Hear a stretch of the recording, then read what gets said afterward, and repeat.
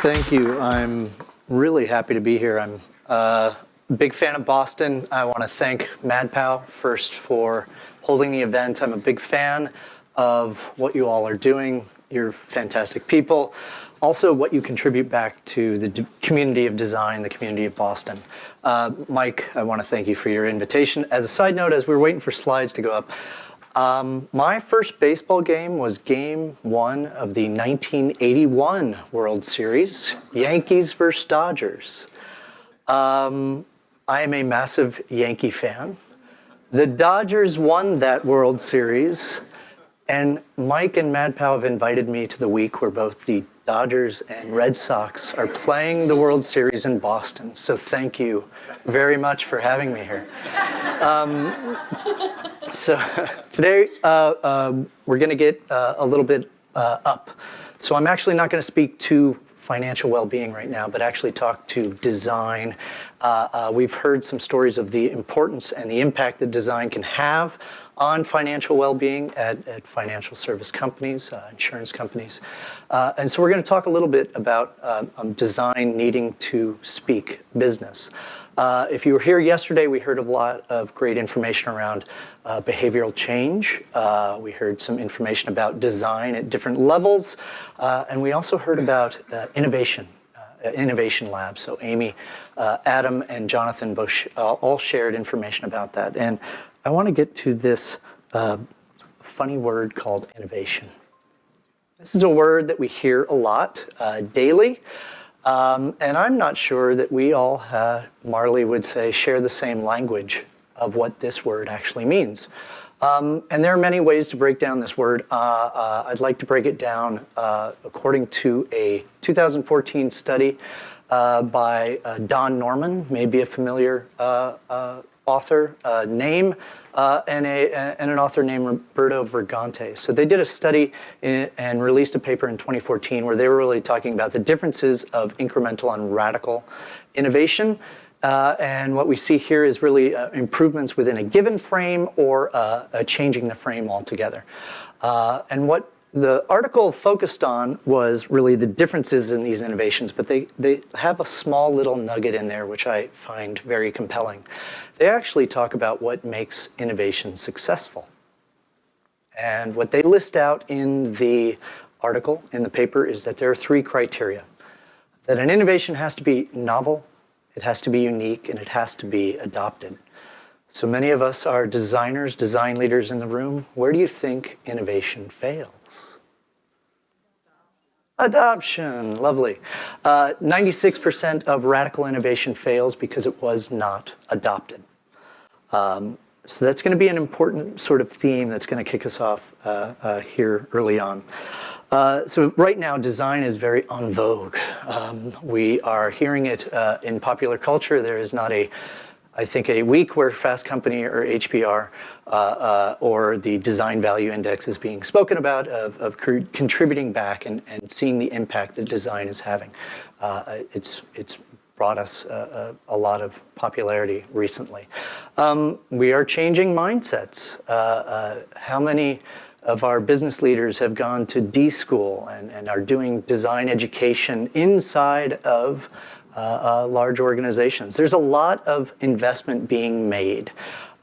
Is there anybody who works at a company that has a chief design officer or a head of design? Pretty good, pretty good. That is a fairly recent phenomenon.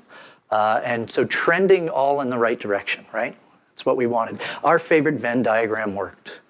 We convinced everybody that there was a need for a third leg to the stool. The third leg is now in place. And by the way, innovation, if we have that third leg, right? So businesses are transforming around us. We've been invited to the table, if you will. We are now seated with our counterparts, by the way, who have very different backgrounds than what we do as designers. So why am I here? Why am I here? We're doing well. We've done great. I'm going to frame it in a way that maybe Kate Aronowitz framed it. So if you're not familiar with her, she's a design partner at GV, formerly known as Google Ventures. And about a year ago, she said it's important for designers, design leaders to rank their priorities in this order: user, business, team, self. She got a lot of feedback on this prioritization list. And one of my favorites from Twitter was Abda said, "This needs to be printed and leaflet dropped through a plane. By the way," side question, "how do we convince business to do something else? Prioritize users." And what this tweet sort of told me was, gosh, do we really believe that businesses don't prioritize users?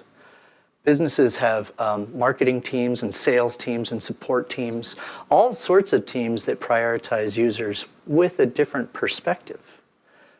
But for sure, businesses and companies are prioritizing users. What it also told me is like, maybe we don't really need to prioritize business. They need to still come to us. They need to come to us. We are still fighting for that third leg, right, to be present. So I would ask you a question. Some of these are going to be rhetorical. We can have conversations afterwards if you like. But right now, within your company, within your organization, how does your business and your business partners, your colleagues, perceive the value of design? And I would argue that they perceive it as having value. It's now being invested. We now have people sitting at the table. And so there has been a lot of perceptions of design as having value to a company. But I'm going to ask a slightly different question. How do your business partners perceive the value of design work in your organization?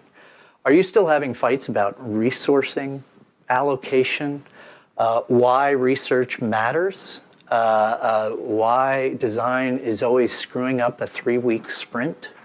Why design is screwing up our budget, these types of conversations. I think many of us are still having these types of conversations in the organizations that we're at.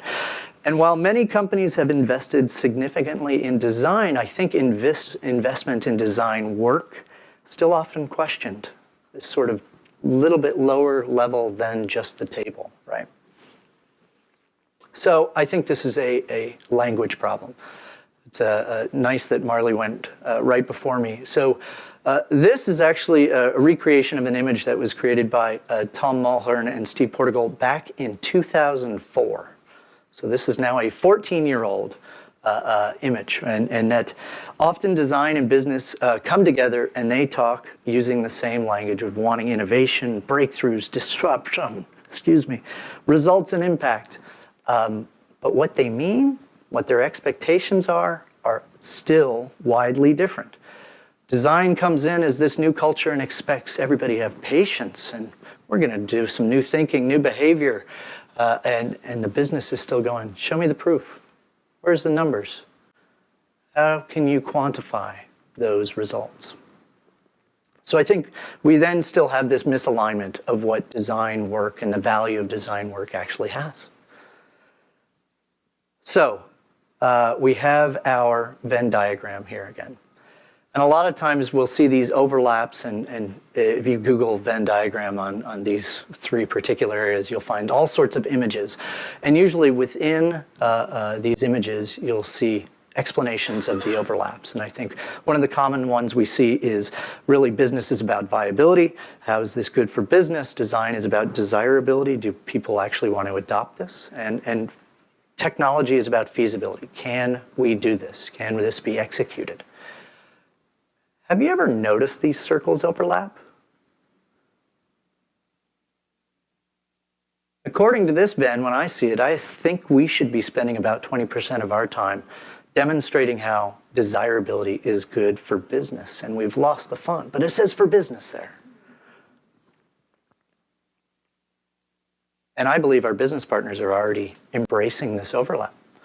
They're already there. Again, how many of them have gone through design thinking, are using Post-its in their conversations, in their workshops, in their decision-making? They're there. They've already been there. So I'll make an argument that we have to be doing a much better job at sort of articulating how our work, how design work should fit in to work and culture that has been there for a long time. We're still relatively new. We are still new kids on the block when it comes to how our work fits in with other work. So the most difficult challenge I've had in my career is not designing for users, actually. It's actually designing for my colleagues and stakeholders. By the way, I'm Ryan. Hello. I am the Assistant Vice President of Experience Strategy at USAA. If you don't know USAA, USAA is a very mission-based organization that is created and exists to serve the financial well-being of our membership. Previous to USAA, I don't have a financial or insurance background. I've worked at technology companies. I worked at Apple, Electronic Arts, spent a few years working for Nestle in an R&D capacity, but mostly in the area of customer experience and user experience. So at USAA, one of the questions that I asked is, what is an experience strategy?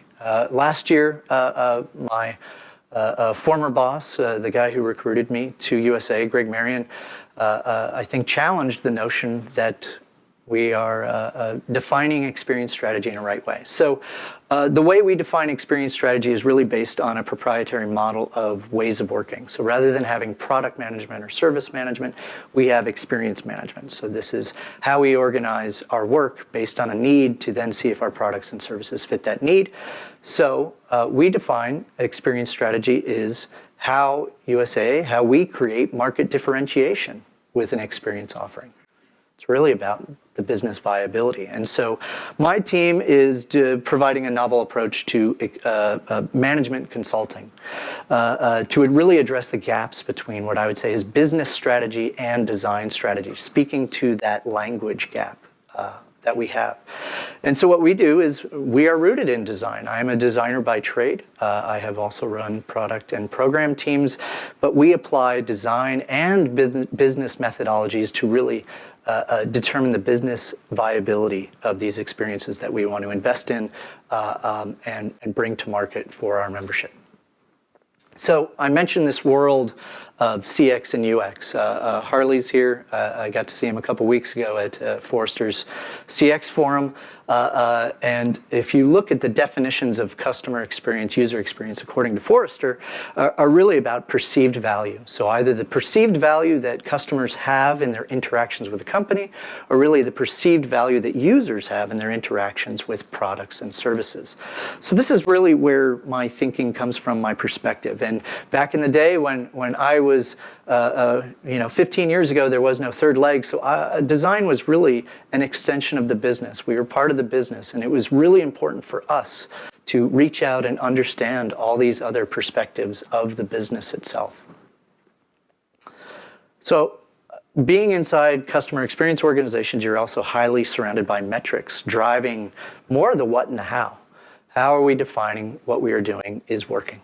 And so my perspectives, my background on this thinking sort of leads me to always take this perspective, DX, the perceived value my colleagues and stakeholders have in the interactions of working with my team or of design work.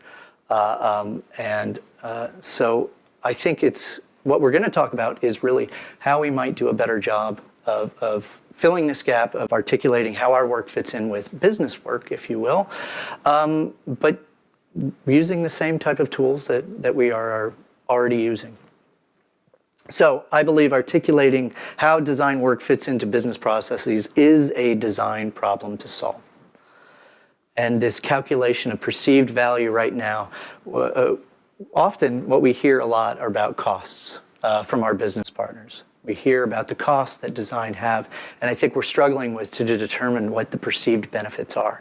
So I think to calculate value, or the perceived value, designers must do a better job of calculating the benefits of their contributions. This really is going to get into the work of what we do every day. This is a great quote that I'm a fan of. The key to delivering high perceived value is attaching value to each of the individuals and organizations, really making them believe what you are offering is beyond expectation. And so I think as design leaders, this trouble we have between the value of design and the value of work is really allowing our business leaders to understand what we are offering is beyond their expectations. We need to frame the value of design work to business leaders by framing the value of design work through the lenses that they view the world, right?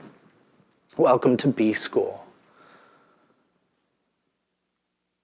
So, my four-step approach to how we might start handling this is really going to look at things that have worked for me in my career. Not a specific case study, but looking at sort of the where I've been and how we might be able to use design to sort of speak a new language to our business leaders. So let's start with remixing your craft. Your colleagues and stakeholders are human too. We often talk about human-centered design and talk about being advocates for users. How have we not thought about our colleagues and stakeholders also being humans? So I'm going to ask a few rhetorical questions again, but this is about applying the design traits that we are known for, that applying known frameworks that we use every day to sell something else to our colleagues and stakeholders. So what are the traits of great designers? We continually like to talk about that we are comfortable with the scientific method, with ambiguity, with pivoting and moving and using data that informs us to make a better decision the next day, not being afraid to have something imperfect out in the world. So I would ask you, what jobs do your colleagues and stakeholders need to get done? What's the value proposition of design work that aligns to those jobs to need to get done? And what do your colleagues think and feel or say versus do? How many of you have conducted a journey map or conducted a diary study or simply observed your colleagues and stakeholders to understand their pains and gains? Awesome. Right? So we have the tools. We know how to do this work. We haven't really done it for the people whom we work with on a day-to-day basis. So number two, embracing business culture. There was a lot of conversation about culture yesterday. I think we've talked a lot about culture today. Culture is really a manifestation of process. And we talk about when we work with our colleagues and stakeholders, that their processes have been in place for a long time. I'm currently working at a company that is almost 100 years old. The chief design office has been there for 3 years. So when coming into a culture, when embracing a new culture, it's important to understand what that culture is and really what the processes are. So this is all about leveraging existing business tools, showing how they are being adopted, or watching or observing how those tools are adopted within an organization, and creating business cases to make a compelling argument of why we are making an impact and having value. So if we think about our friends and colleagues over in the business, they really set the pace and quality of decision making in a variety of areas. Risk management, legal, HR, product, service, support. Their jobs are really to manage the risks of making trade-off decisions. Here are some of the lenses that they view their worlds through. So economic value, employee value, process, organization.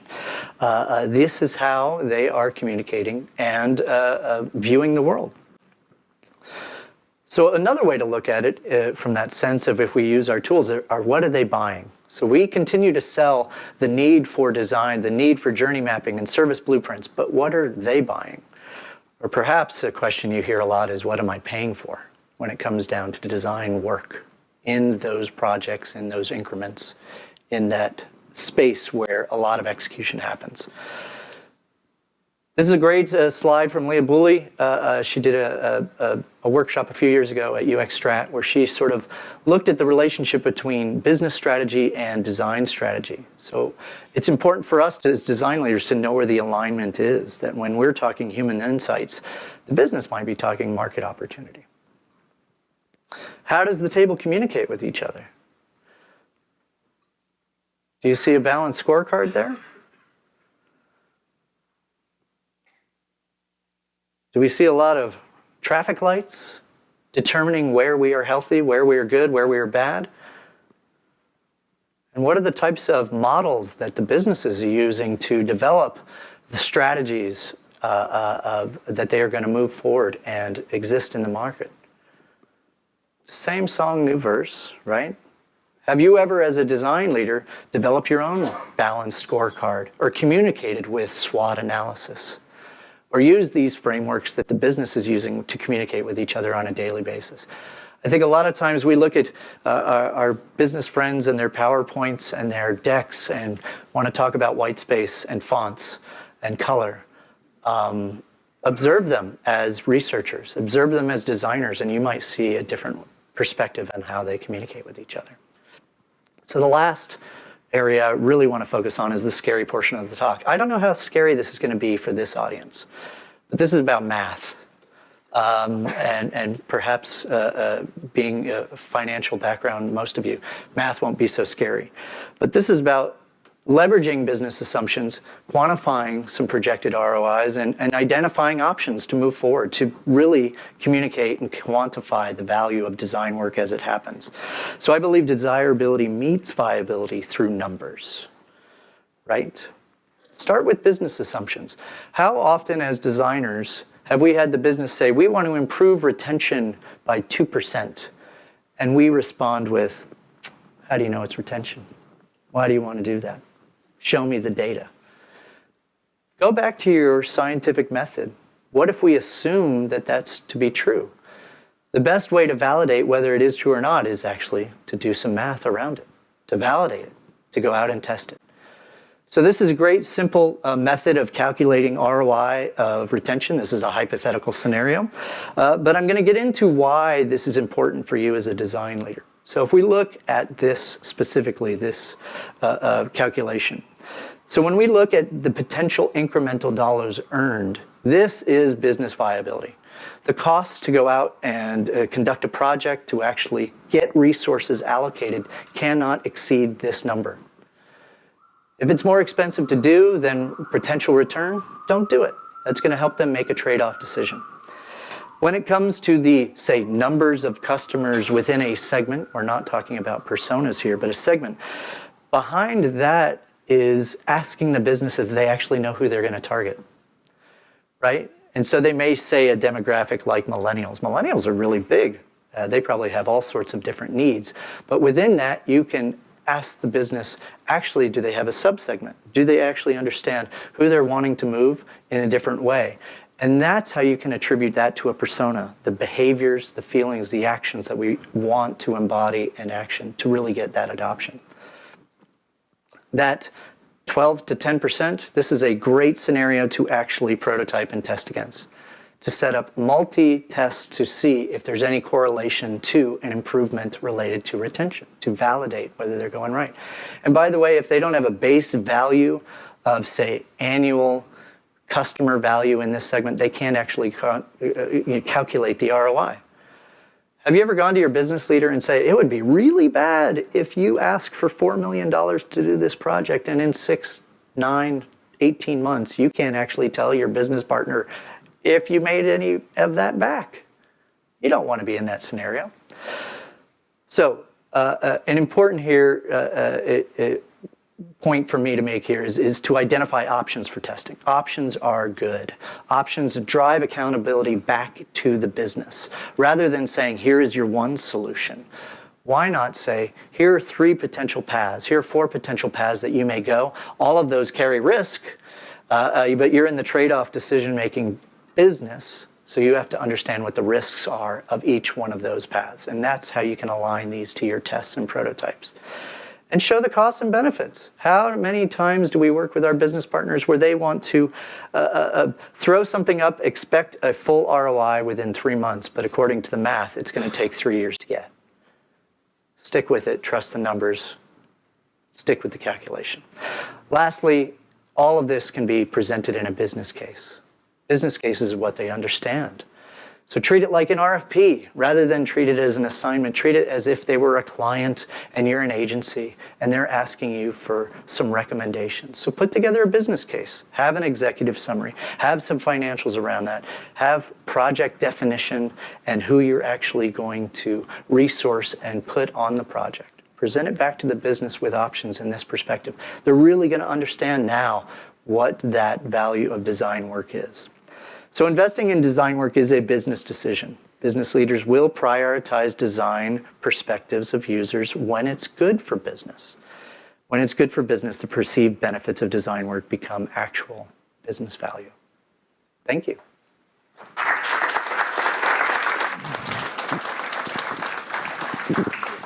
Ryan, we have time for one or two questions here. Top voted question, if expectations between design and business are different, who's responsible for bridging that gap and how do they do it? I sit on both sides.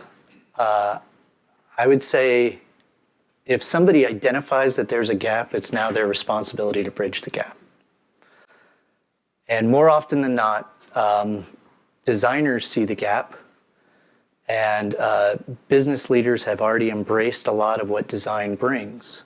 But designers aren't stepping up to bridge that gap. They're still waiting for business to come to them. Keep coming to me. So from my perspective, I would say, if you see it, go get it. Great. One more. And last question. When you're asked about the ROI of design, do you prefer a facepalm, exploding head, or hands up emoji to respond? Is that a quant survey? A scale? I don't know that there's a good answer. That sounds like a very rhetorical question. I'm usually a meh. Yeah. Great. Thanks so much, Ryan. Thank you.